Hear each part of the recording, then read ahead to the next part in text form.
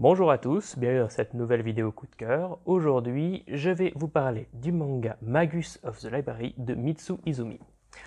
Alors, Magus of the Library, c'est un manga qui prend place dans un monde fantastique, très inspiré des contes des Mille et une nuits, très oriental, dans lequel l'imprimerie existe, mais où le livre est l'un des seuls, voire le seul moyen d'accéder à la connaissance et au divertissement.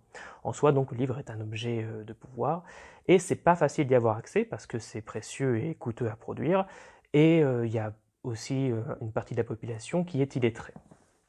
En cela, les bibliothèques jouent un rôle absolument primordial, puisque ce sont elles qui vont aider à répandre la connaissance et le savoir, qui vont faciliter l'éducation, et aussi qui va donner accès au divertissement, au roman par exemple.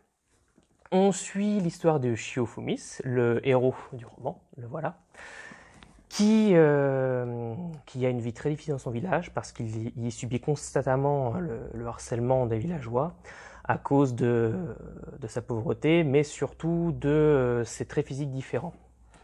Il subit un racisme constant en fait. Il trouve son échappatoire dans les livres qu'il ne peut emprunter qu'à la bibliothèque de son village, et il est particulièrement fasciné par les romans d'aventure, et il rêve qu'un jour un aventurier apparaît dans sa vie et l'entraîne avec lui pour vivre ses propres aventures lui aussi.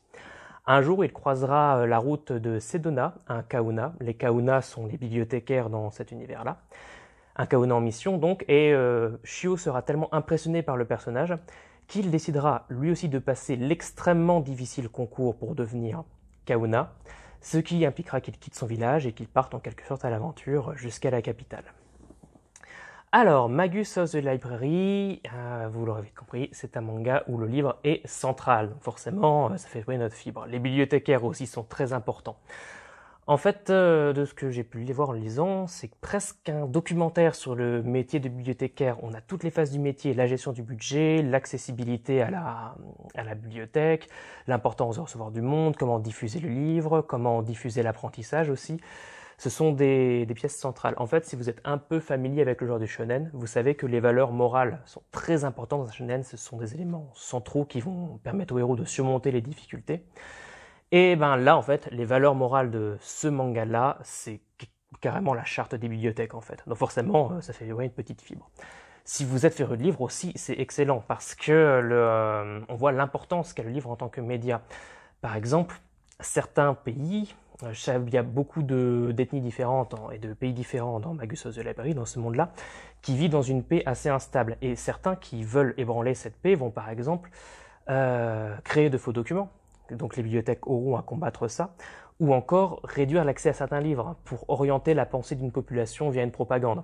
Et là aussi, ce seront aux bibliothécaires de lutter contre ça en se déplaçant.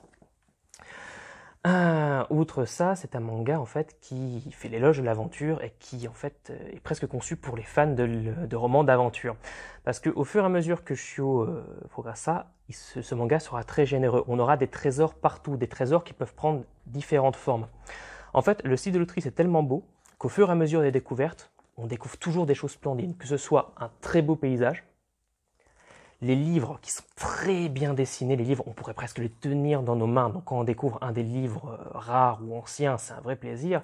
L'architecture des bâtiments, des différentes ethnies, ou tout simplement le plaisir de découvrir ces différents peuples, parce qu'avec ce voyage, les villes sont tellement bien représentées, leurs cultures sont tellement bien représentées, tellement bien conçues, que chaque page du manga, en suivant Shio, on découvre toujours un trésor à chaque chapitre. Et ces trésors peuvent prendre des formes très très très différentes, que ce soit de belles relations, n'importe quoi.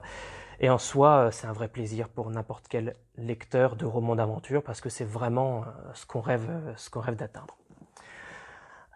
Voilà, c'est un manga qui est étrangement classé en seinen, ce qui est très étrange parce qu'en fait il a tous les codes du shonen, que ce soit les différentes castes par bibliothécaire, l'arc de l'examen, les valeurs morales très importantes que j'ai évoquées tout à l'heure. Donc c'est assez étrange. Donc si vous aimez ce genre-là, le shonen, je vous le conseille vraiment beaucoup. Ne vous arrêtez pas au genre qui est revendiqué. Voilà, c'est un manga qui n'est pas encore terminé, mais tous les tomes on les a à la bibliothèque. N'hésitez pas à venir les emprunter si ça vous fait envie. Et moi je vous dis à la prochaine pour un nouveau coup de cœur.